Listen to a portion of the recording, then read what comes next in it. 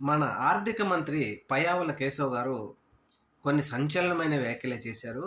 ఆయన చేసిన వ్యాఖ్యలు ఏంటంటే, ఏపీ ఎండీసీ నుంచి మేము 9,000 కోట్ల రూపాయలు అప్పు తీసుకుందాం అనుకున్నాం.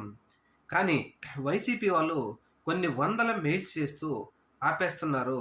వాళ్ళ మీద మేము రాజద్రోహం కేసు పెడతాము అని అన్నాడు.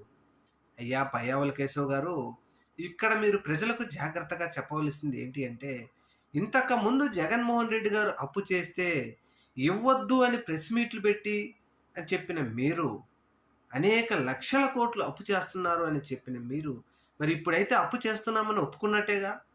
9,000 కోట్లు మేము అప్పు చేయాలనుకుంటున్నాం, కానీ జగన్మోహన్ రెడ్డో బొగ్గనో ఆపుతున్నారని మీరు ఒప్పుకున్నట్టేగా. అయితే ఇక్కడ ఒక విషయాన్ని మాత్రం చాలా జాగ్రత్తగా గమనించాలి. ఎందుకంటే అప్పు చేసిన తరువాత ఈ అప్పును వసూలు చేసుకునే విషయంలో ప్రైవేటు సంస్థలకి అప్పగిస్తున్నారు. అంటే గవర్నమెంట్‌కు సంబంధం లేకుండా అప్పు గనక తీర్చలేకపోతే వాళ్ళు డైరెక్ట్‌గా తీసేసుకునే విధంగా నిబంధనలన్నీ మార్చారన్నది వాస్తవం. మరి దీనికి సమాధానం చెప్తారా?